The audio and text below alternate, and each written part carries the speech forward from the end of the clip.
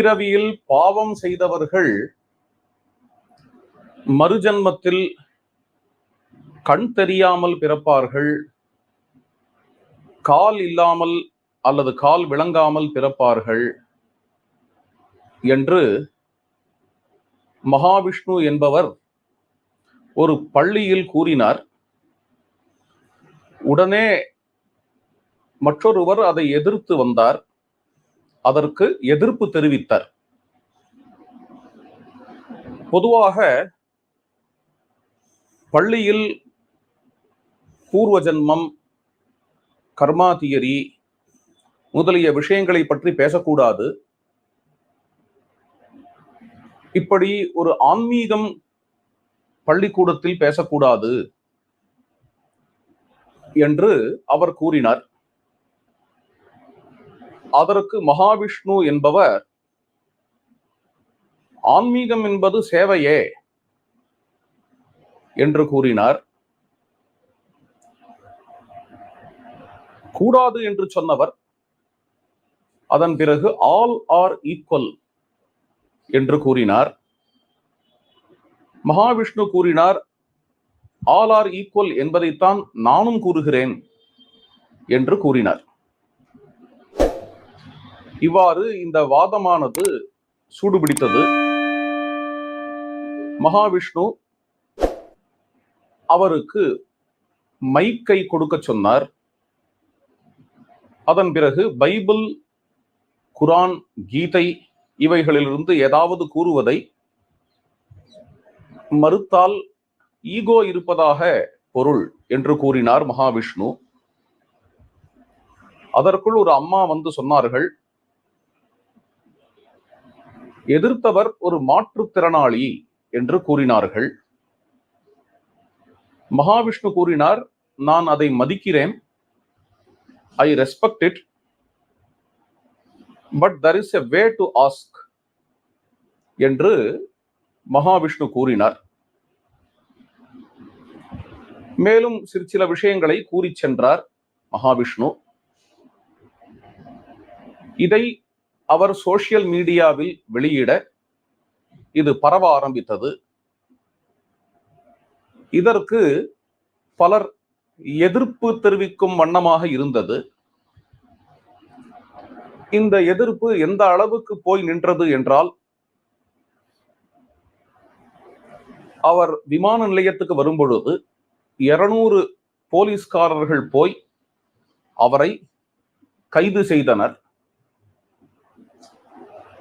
மேலும் அவரை பற்றிய பேச்சு எங்கும் காணப்படுகிறது. சிலர் அவரை சப்போர்ட் செய்தும் சிலர் அவரை தாக்கியும் இவ்வாறு பேசிக்கொண்டிருக்கிறார்கள். அவருடைய இயக்கத்தை மூட வேண்டும் என்று சிலர், அவருடைய பிரச்சாரங்கள் தவறு என்று சிலர், இவ்வாறு பலவேறு விதமாக போய்கொண்டிருக்கின்றன. முக்கியமாக ஆன்மீகத்தை பள்ளிக்கூடத்தில் பேசக்கூடாது. அந்த ஆன்மீகத்திலும் பாவம் செய்தவர்கள் மறுபிறவியில் கண் தெரியாமல் கால் விளங்காமல் இருப்பார்கள் என்கின்ற ஒரு கருத்தை பள்ளிக்கூடத்தில் பேசக்கூடாது என்கிற கருத்து.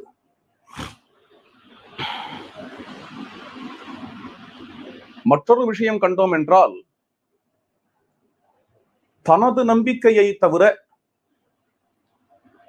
வேறு எந்த நம்பிக்கையில் இருந்தாலும் அவர்கள் பாவிகள் என்றும், அவர்கள் நரகத்திற்கு செல்வார்கள் என்றும், அவர்கள் நிரந்தர நரகத்துக்கு செல்வார்கள் என்றும் பலவேறு இடங்களில் பரவலாக உலகம் முழுவதும் கூறக்கூடியவர்கள் பலர் இருக்கின்றனர் என்கிறதையும் இங்கு சிந்தித்து பார்த்தேன்.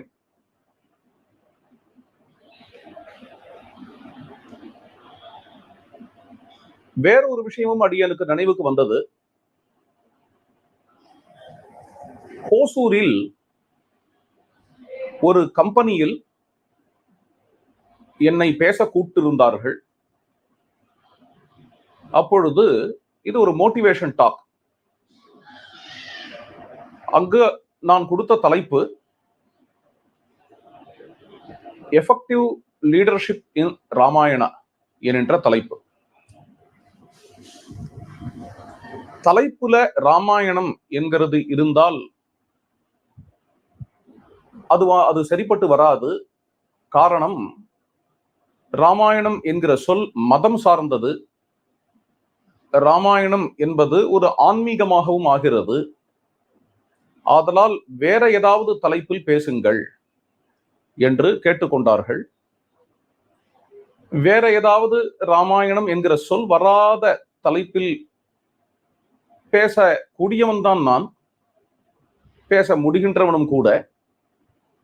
ஆனால் எங்கு ராமாயணம் என்கிற சொல் தலைப்பில் வர வேண்டாம் என்று நினைக்கிறார்களோ அங்கு ஒரு லெக்சர் கொடுப்பதற்காக போக வேண்டாம் என்று இருந்து விட்டேன். இந்த விஷயமும் அடியனுக்கு நினைவுக்கு வந்தது. இதெல்லாம் ஒரு பக்கம் இருக்க, மற்றும் சில சிந்தனைகள் அடியனுக்கு வந்தது. கர்மா தியரி, பாவம் செய்பவன் கஷ்டப்படுவான், புண்ணியம் செய்பவன் சந்தோஷமாக இருப்பான் என்கிறது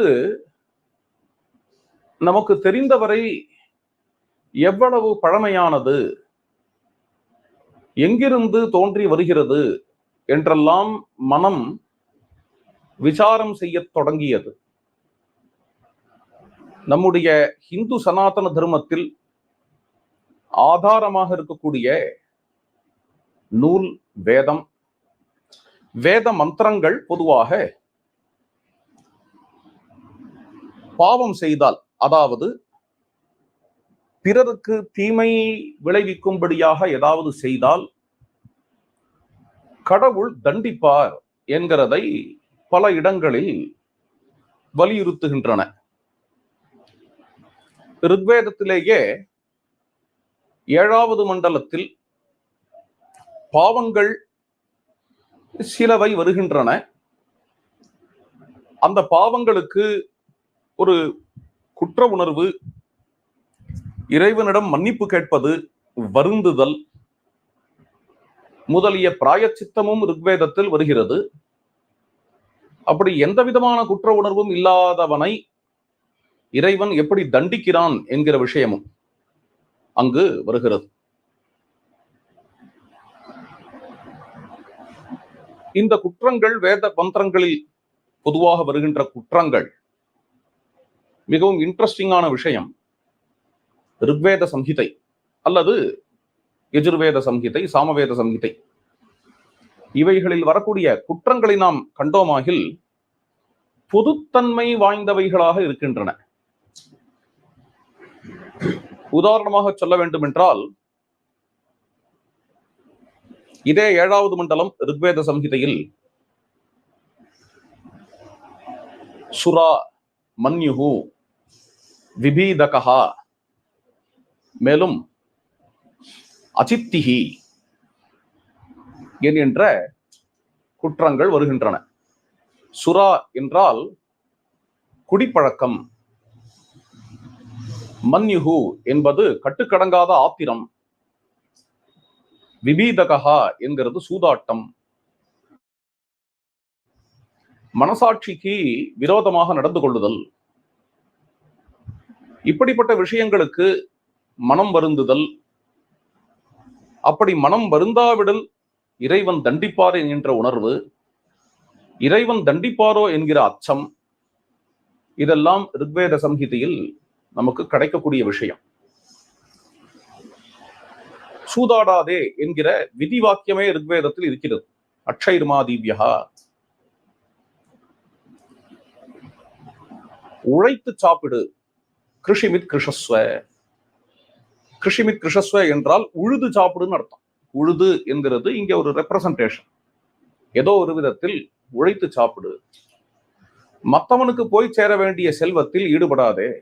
மா கிருதா கஸ்யஸ்வித் தனம், பேராசை கொள்ளாதே. இவ்வாறு பாவங்கள் குற்றங்கள், அந்த குற்றங்களை பற்றி, இந்த குற்றங்கள் அனைத்துமே வேத மந்திரங்களில் உள்ள குற்றங்கள் அனைத்துமே பொதுத்தன்மை வாய்ந்தவைகளாக பொதுவாக பொதுமக்களுக்கான உபதேசமாக இருக்கின்றன. உதாரணத்துக்கு சொல்ல வேண்டும் என்றால், இந்த விதமாகத்தான் உடை அணிய வேண்டும், வேற விதமாக உடை அணிந்தால் நரகம் முதலிய விஷயங்கள் வேத மந்திரங்களில் தென்படவில்லை. அது மாதிரி விஷயங்கள் பொதுப்படையான குற்றங்களையே வேத மந்திரங்கள் கூறுகின்றன. மற்றபடி தர்மசாஸ்திரங்களிலேயோ மற்ற இடங்களிலேயோ பொதுத்தன்மை இல்லாத ஒரு சில பேர்களுக்கு சிறப்பாக விதிக்கப்படுகின்ற தர்மங்கள், புண்ணிய பாவங்கள் முதலியவைகள் இருக்கலாம். வேத மந்திரங்களை பொறுத்தவரை மந்திரங்களில் உள்ள குற்றங்கள் அனைத்துமே சூதாடாதே, திருடாதே, பொய் சொல்லாதே என்கின்ற அற்புதமான உபதேசங்களாக இருக்கின்றன என்கிறதை நாம் பார்க்கிறோம். மேலும் இப்படிப்பட்ட ஒரு விஷயத்தை ஆரம்பத்தில் வேதத்தில் உள்ள கர்மாதீரின் விதை என்று கூறலாம். அதாவது நாம் குற்றம் செய்தால் இறைவன் தண்டிப்பான் என்கின்ற விஷயம், நாம் நற்பண்புகளோடு இருந்தால் இறைவன் சந்தோஷப்படுவான் என்கிற விஷயம். இதுவே மேலும் தொடர்ச்சியாக வால்மீகி ராமாயணத்திலையும் வரக்கூடியதை பார்க்கிறோம். சுபகிருத்து சுபம் ஆப்னோதி, பாபகிருத்து பாபம் அஸ்னுதே. நல்லது செய்பவன் நல்லதை அடைகிறான், பாவம் செய்பவன் பாவத்தை அடைகிறான். விபீஷணஹா சுகம் பிராப்தஹா தொம் பிராப்தஹா பாபம் ஈதிருஷம். விபீஷணன் நல்லது செய்தார், நன்மையை அடைந்தார். ராவணன் தீயது செய்ததால் தீமையை அடைந்தான். இது ராமாயணத்தில் உள்ள ஸ்லோகம். இப்படிப்பட்ட ஸ்லோகங்களை வால்மீகி ராமாயணத்தில் நாம் பார்க்கிறோம். இதை தவிர மிகவும் பிரசித்தமான ஒரு ஸ்லோகம், இது புராண ஸ்லோகம். பரோபகாரஹா புண்ணியாய பாபாய பரபீடனம். பரோபகாரம் என்பது புண்ணியம், மற்றவர்களை துன்புறுத்துதல் என்கிறது பாவம் முதலிய விஷயங்கள் வருகின்றன. வேத மந்திரங்களுக்கு பிற்பட்ட சில நூல்களில் சில இடங்களில் கூறப்பட்ட விஷயம், பாவம் செய்தால் துன்புறுவான் என்று வேதத்தில் இருக்கிறதல்லவா. துன்புறுவான் எது மாதிரியான துன்பங்கள் இருக்கலாம் என்று ஒரு அனுமானம். அப்படிப்பட்ட துன்பங்கள்ல ஒரு கால் இல்லாமல், கால் விளங்காமல் பிறக்கலாம், கண் இல்லாமல் பிறக்கலாம். பாவம் செய்தால் இது மாதிரியான சில கஷ்டங்கள் எல்லாம் வரும் என்று வேதத்துக்கு பின்பு வந்த சில நூல்களில் சில இடங்களில் கூறியிருக்கிறார்கள். இவ்வாறு கூறியதின் தாற்பயம் என்ன என்றால், பாவம் செய்பவர்களை அச்சுறுத்துவதற்காக, அதாவது கண் தெரியாதவர்கள், கால் விளங்காதவர்கள், இவர்கள் எல்லாரும் தவறு இழிக்கிறவர்கள் என்று பார்ப்பதற்காக அல்ல, பாவம் செய்பவனை அச்சுறுத்துவதற்காக இந்த விஷயத்தை கூறியிருக்கிறார்கள். அதாவது நீ இந்த தவறு செய்தால் வருங்காலத்தில் என்னவாக ஆவாய் என்று கூறியிருக்கிறார்கள். இன்று இவன் இப்படி இருக்கிறானே, இதற்கு காரணம் முன்பு அப்படி ஒரு பாவம் செய்திருக்கிறான் என்று பார்ப்பதற்காக அது அல்ல என்கிறதை நாம் புரிந்து கொள்ள வேண்டும். மேலும் சிலர் கண் தெரியாமல் இருக்கிறார்கள், கால் விளங்காமல் இருக்கிறார்கள். இவர்கள் முன்பு பண்ண பாவத்தால் தான் இப்படி இருக்கிறார்கள் என்கிற எண்ணம் வரக்கூடிய சாத்திய கூறுகள் இருக்கின்றன என்கிறதை கூட அவர்கள் கருதி இருப்பார்களா என்று தெரியவில்லை. புரிகிறதா?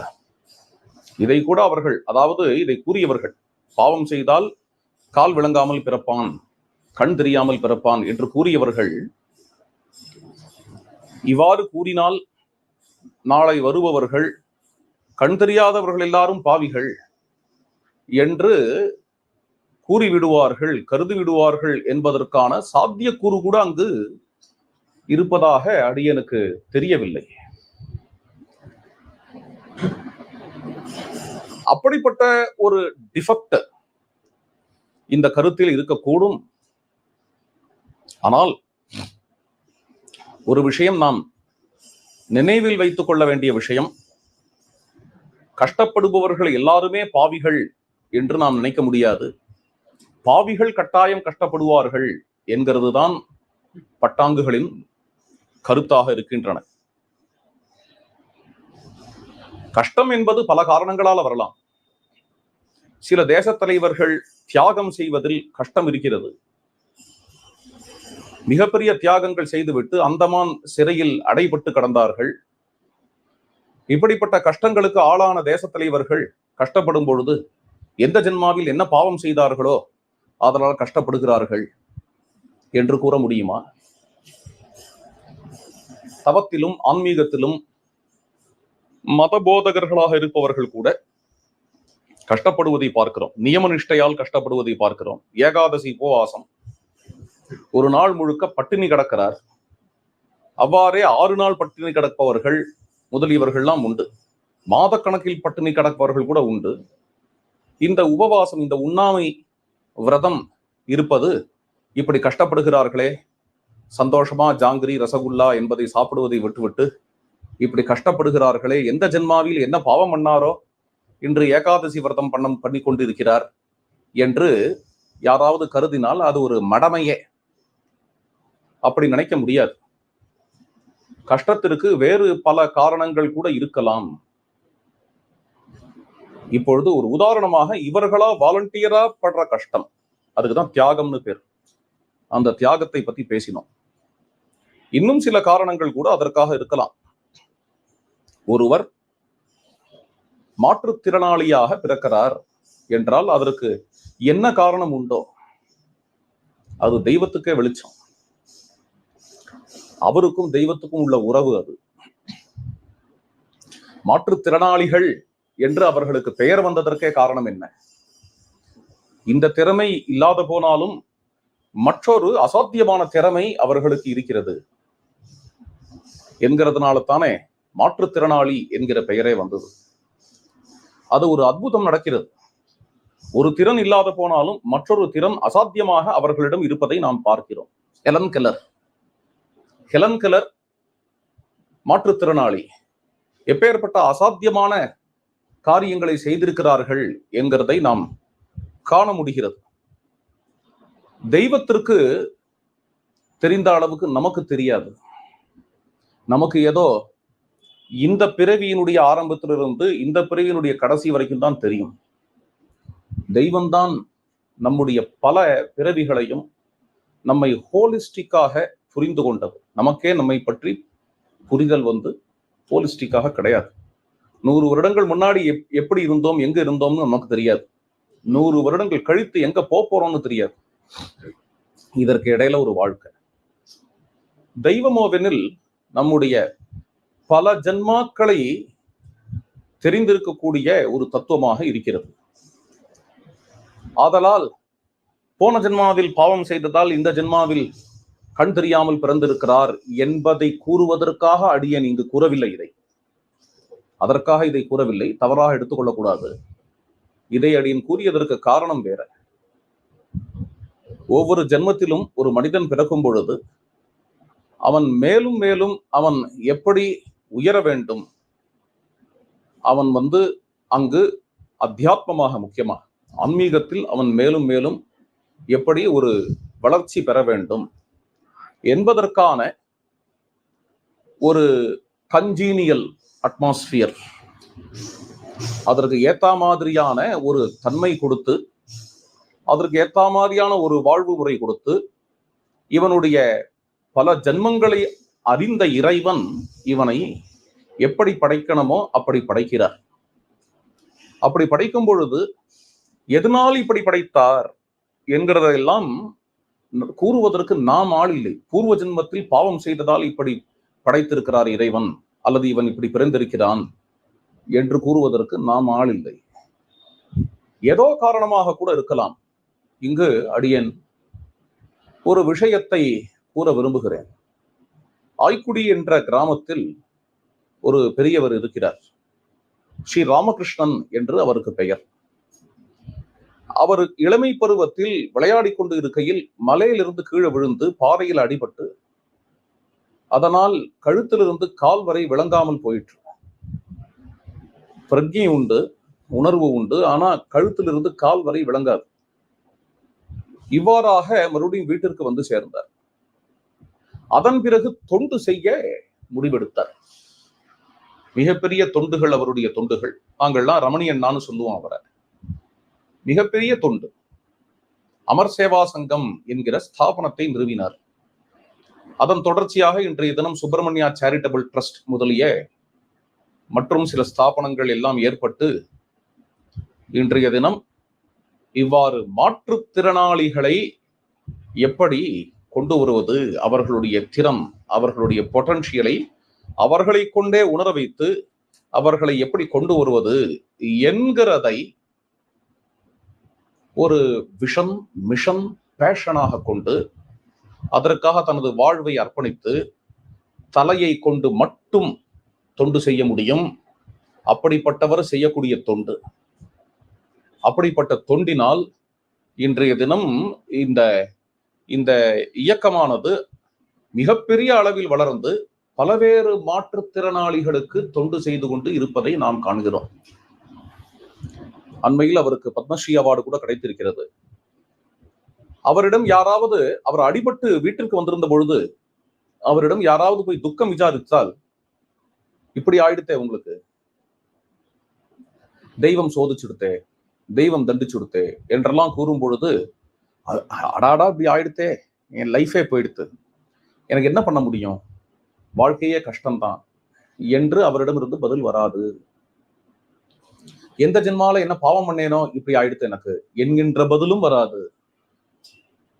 பின்பு என்ன பதில் சொல்லுவார் என்றால், நான் இப்படி ஆகாதிருந்திருந்தேன்னா எல்லாரையும் போல நானும் என்னோட படிப்பை முடிச்சுட்டு எங்கேயாவது வேலையை பார்க்க போயிருப்பேன். வெளிநாடு கூட போயிருக்கலாம், அல்லது இந்தியாவிலேயே இருந்தாலும் ஏராளமா சம்பாதிப்பேன், ஏதோ ஒரு வேலையை பார்த்துட்டு இருந்திருப்பேன். இன்னைக்கு இந்த சமூக பணியில என்னை எந்த வேட்கையானது தூண்டியது? இந்த வேட்கை எனக்கு வர வேண்டும் என்று இறைவனுடைய சங்கல்பமோ என்னவோ, அந்த வேட்கை இப்படியாக எனக்கு வந்து சேர்ந்தது. அதற்காக எனக்கு கிடைத்த வரப்பிரசாதம் தான் இது என்று அவருடைய பதில் அமைகிறது. யாருக்கு எது எதனால நடக்கிறது என்கிறதை நாம் யார் நிர்ணயிப்பது? நமக்கு நிர்ணயிக்க முடியாது. நமக்கு ஒரு விஷயம் சாஸ்திரத்திலிருந்து புரிந்து கொள்ள வேண்டியது, ஹிந்து சனாதன தர்மத்திற்கு ஆதாரமா இருக்கக்கூடிய வேதம் நாம் தவறு செய்தால் இறைவன் தண்டிப்பான் என்கிறதை தெரிவிக்கிறது. அதற்கு நம்முடைய புராணங்களிலும் பல கதைகள் இருக்கின்றன. அதுல யாருமே அங்க விதிவிலக்காகவும் இருக்கிறது இல்லை. சாட்சாத் ராமச்சந்திர பிரபுவையே பெற்ற தசரத சக்கரவர்த்தியா இருக்கட்டும், தவறு செய்தால் தண்டனை உண்டு என்கிறதை நாம் பார்க்கிறோம்.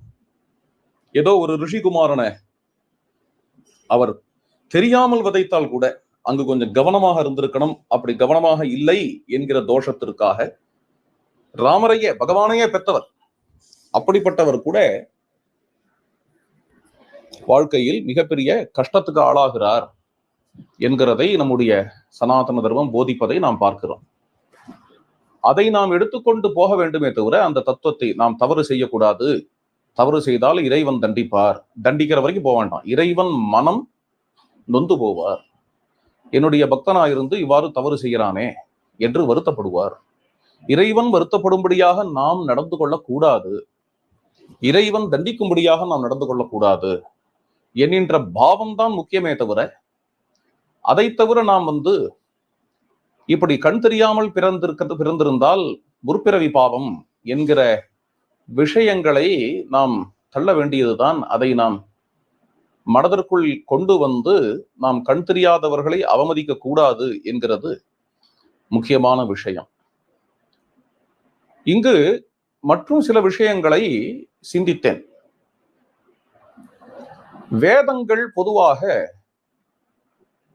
இந்த மாற்றுத்திறனாளிகளுக்கு என்ன ஸ்தானம் கொடுத்திருக்கின்றன, என்ன ஒரு முக்கியத்துவம் கொடுத்திருக்கின்றன என்கிறதெல்லாம் அடியனுடைய சிந்தைக்கு வந்தன.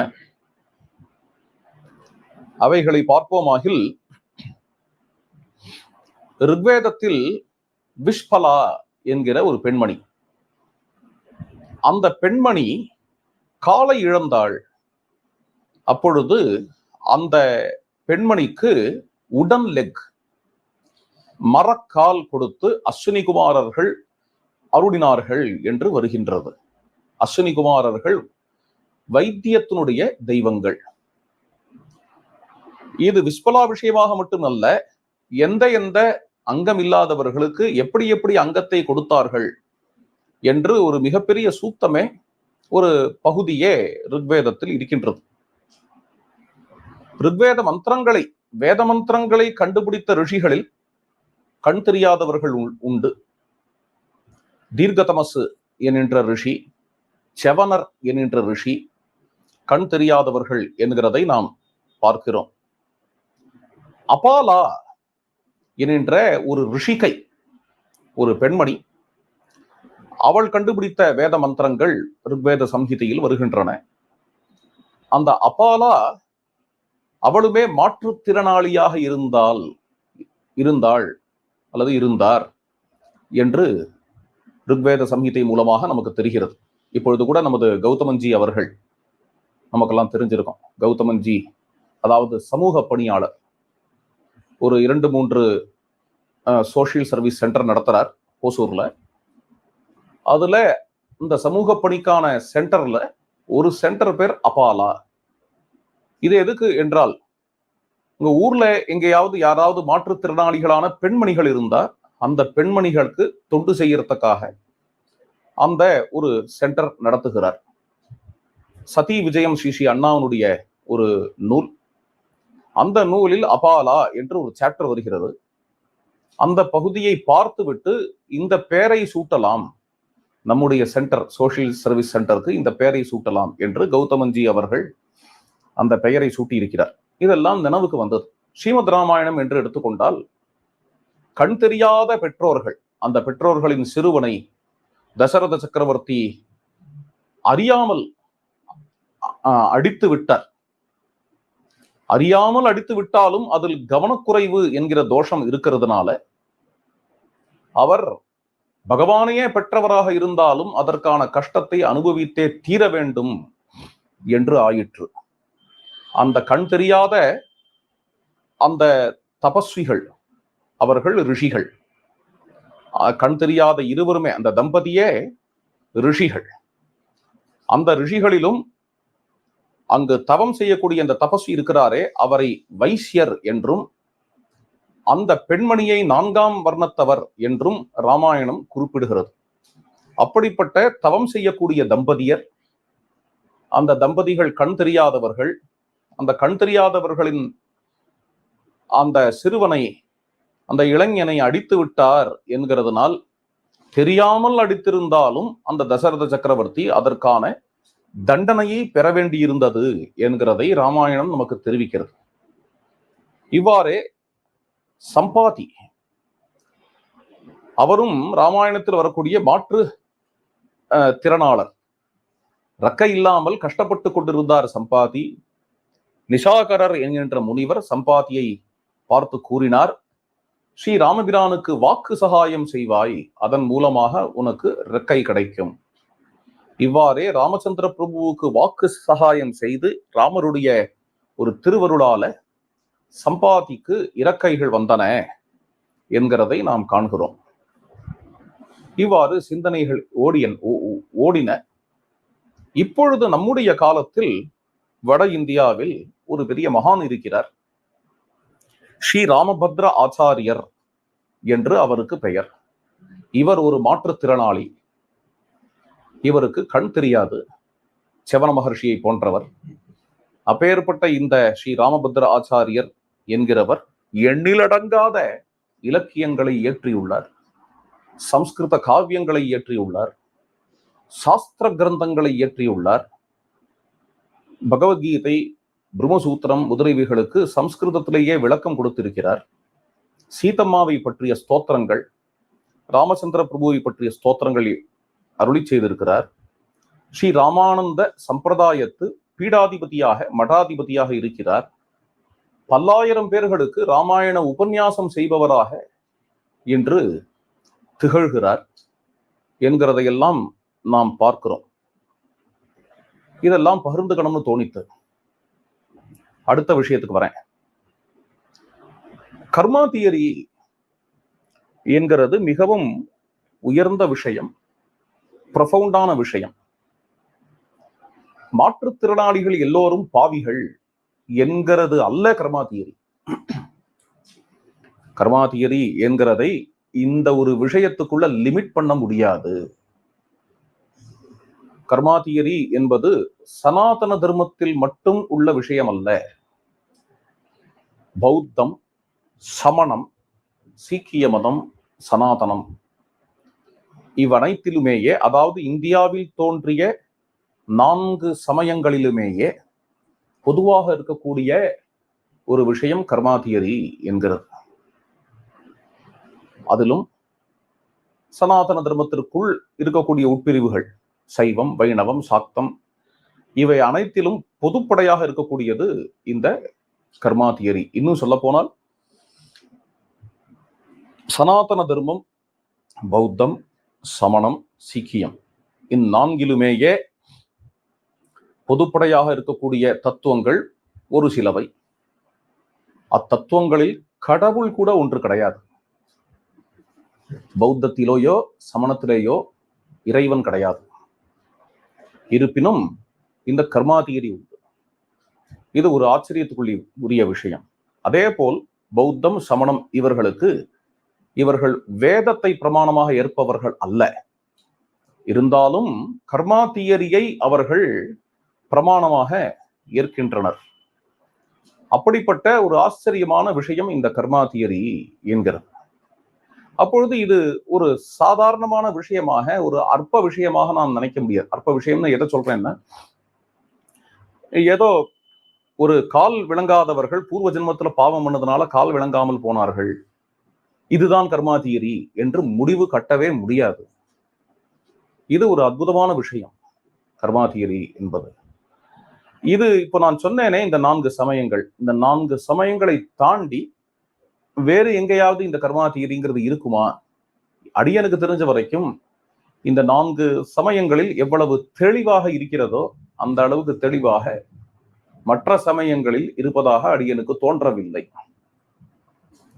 பொதுவாக பார்க்கிறோம், வேற சில மதங்களில் என்ன சொல்லுகிறார்கள் என்றால், தன் மதத்தை சார்ந்தவன் மட்டுமே சொர்க்கத்துக்கு போகிறான், மற்ற மதத்தை சார்ந்தவர்கள் எல்லாரும் நரகத்திற்கு செல்லுகிறார்கள், அந்த நரகமும் நிரந்தரம் என்று கூறுகிறார்கள். தான் எப்படி எந்த ஒரு வழிபாட்டு முறையை கையாளுகிறோமோ, நாம் எந்த வழிபாட்டு முறையை கையாளுகிறோமோ அந்த வழிபாட்டு முறையில், அந்த நம்பிக்கையில் இருப்பவர்கள் மட்டுமே சொர்க்கம் செல்லக்கூடியவர்கள். நாம் எந்த வழிபாட்டு முறையை கையாளவில்லையோ, எந்த நம்பிக்கையில் இல்லையோ அந்த நம்பிக்கையில் இருப்பவர்கள் எல்லாரும் நிரந்தர நரகத்தை அடைய வேண்டியவர்கள், அவர்கள் எல்லாருமே பாவிகள் என்று கூறுகின்றனர். அவ்வாறு கூறவில்லை பௌத்தமோ, சமணமோ, சீக்கியமோ அல்லது சனாதன தர்மமோ. இது முக்கியமான விஷயம். இங்கு கூறப்படுவது என்ன என்றால், முன்னாடியே சொல்லிட்டேன், சுபகிருத்து சுபமாப்னோதி, பாபகிருத்து பாபம் அஷ்ணுதே. புண்ணியம் செய்பவன் நல்லதை அடைகிறான், சந்தோஷத்தை அடைகிறான். பாவம் செய்கிறவன் கஷ்டப்படுகிறான். புண்ணியம் செய்பவன் என்றால் யாரு? பரோபகாரகா புண்ணியாய, பரோபகாரம் செய்தல் புண்ணியம். பாபாய பரபீடனம், பரபீடனம் மற்றவர்களை தாக்குதல், மற்றவர்களை துன்புறுத்துதல் என்கிறது பாவம் என்கிறது இங்கு தெளிவாக இருக்கக்கூடிய ஒரு விஷயம். இந்த நம்பிக்கை சில பேர்களுக்கு இருக்கலாம், சில பேர்களுக்கு இல்லாமல் போகலாம், அது வேற விஷயம். ஆனால் பொதுவாக இந்த இந்த நம்பிக்கையை பற்றி இந்த நம்பிக்கை இல்லாதவன் ஆராய்ந்தால் கூட, நல்லது செய்தால் நல்லது கிடைக்கும், மற்றவர்களுக்கு தீயது செய்தால் நமக்கும் தீயது வரும் என்கிற இதை நம்பாதவன் ஒருவன் இந்த நம்பிக்கையை பற்றி ஆராய்ந்தால் கூட இது என்னவாக போய் முடியும் என்று சிந்திக்கிறேன். எனக்கு என்ன தோன்றுகிறது என்றால், இந்த நம்பிக்கை என்கிறது மனிதனுடைய ஒரு அடிப்படையிலேயே இருக்கக்கூடிய விஷயம். இது பௌத்தம், சமணம், சீக்கியம், சனாதனம் என்கிறதில் மட்டும் உள்ள விஷயம் அல்ல. இது மனிதனுடைய அடிப்படையிலேயே இருக்கக்கூடிய ஒரு விஷயம் என்றுதான் அடியனுக்கு தோன்றுகிறது. அதற்கு அடியன் கொடுக்கக்கூடிய ஒரு உதாரணம் வேறு சில பிரசங்கங்களிலேயும் கூறியிருக்கிறேன். ஒரு நாவல் படிக்கிறோம், ஒரு சினிமா பார்க்கிறோம். இந்த சினிமா ஒரு காம்ப்ளிகேஷன் இல்லாத சினிமா, சிம்பிளான சினிமா, சிம்பிளான நாவல். இது படிக்கும் பொழுது அதுல ஒருவர் ஹீரோவாக வருகிறார், மற்றொருவர் வில்லனாக வருகிறார். அந்த சினிமாவை எடுக்கக்கூடிய டைரக்டர் முதல் சீன்ல வந்து இவர் தான் ஹீரோ, இவர் தான் வில்லன் என்று நமக்கு காட்டவில்லை. ஆனால் சினிமாவை பார்ப்பவர்கள் எல்லோருமே இந்த சினிமாவில் ஹீரோ யார், வில்லன் யார் என்று நன்கு புரிந்து கொள்ளுகிறார்கள். அன்காம்ப்ளிகேட்டடான சினிமாவாக இருந்தால் அந்த சினிமாவில் யார் ஹீரோ யார் வில்லன் என்று நன்கு புரிகிறது. இந்த புரிதலில் யூனிவர்சாலிட்டி இருக்கிறது. உலகம் முழுவதிலும் எல்லோரும் ஒரே விதமாக புரிந்து கொள்வதை நாம் காண முடிகிறது.